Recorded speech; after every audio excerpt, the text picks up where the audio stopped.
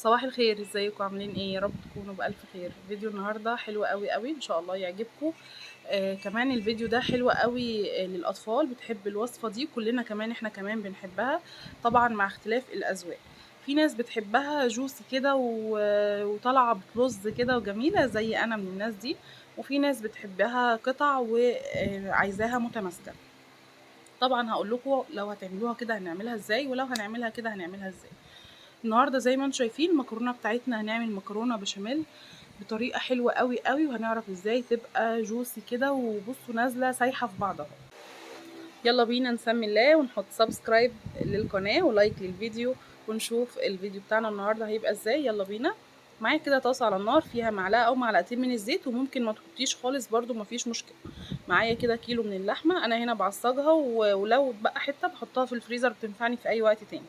نزلت كده باللحمه بعد ما الزيت بتاعي سخن وسبتها لحد ما اتشمعت بالشكل ده. بكون بشرة معايا البصل، بنزل بالبصل، وبعد كده بقى التوابل بتاعتي ملح وفلفل وكركم ولورا وسبع بهارات ورشه من جوز الطيب، وشويه كركم طبعا مهم جدا. بعد كده نزلت بالفلفل الالوان مقطعاه وفلفل اخضر وطماطمتين كده بشرتهم على كيلو اللحمه، وابتديت ان انا اسيبها بقى لحد ما تنزل شويه الميه اللي هتنزلهم وتتشربهم بالشكل ده وتنشف معايا وتبقى زي ما انتم شايفين كده. ودي اسهل طريقه لتعصيج اللحمه، ممكن تعمليها وتعبيها في اكياس زي ما انا بعمل واشيلها في الفريزر، بطلعها اي وقت لاي وصفه انا عايزاها. هنا هنعمل مع بعض البشاميل. معايا كده معلقتين كبار من السمنه البلدي، ونزلت كده بالدقيق. انا مش بعمل بمعيار هنا لان انا بصراحه يعني الحمد لله ايدي واخده على ان انا اعمل الحاجات دي. انتي لو هتعملي عندك بالمعيار هتحطي بالظبط 5 معالق من السمنه عليهم 5 معالق من الدقيق.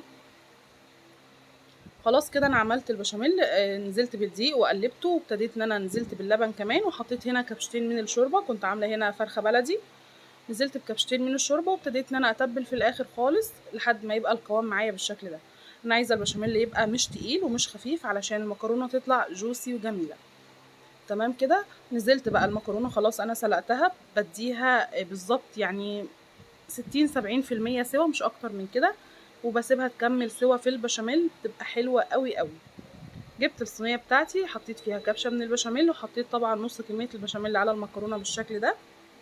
مهم جدا لو بتحبي المكرونه تبقى جوسي كتري البشاميل وانتي بتقلبي في المكرونه.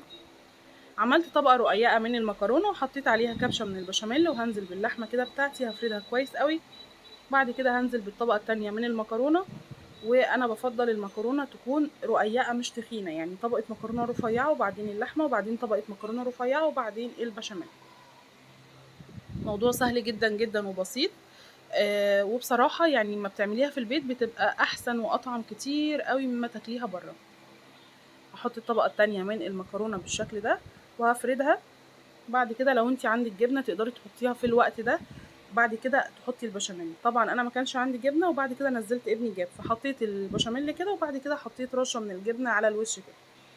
الافضل كمان انك تحطي رشه كبيره كده من الجبنه. طبعا البشاميل يا جماعه بيحب يبقى متكلف شويه، لو عايزه تاكلي صينيه مكرونه محترمه كلفيها على قد ما تقدري. انا هنا حطيت رشه الجبنه على الوش بالشكل ده، وبعد كده حطيتها في الفرن، هتطلع معايا زي ما انتم شايفين روعه بجد، طعم وريحه وشكل تحفه.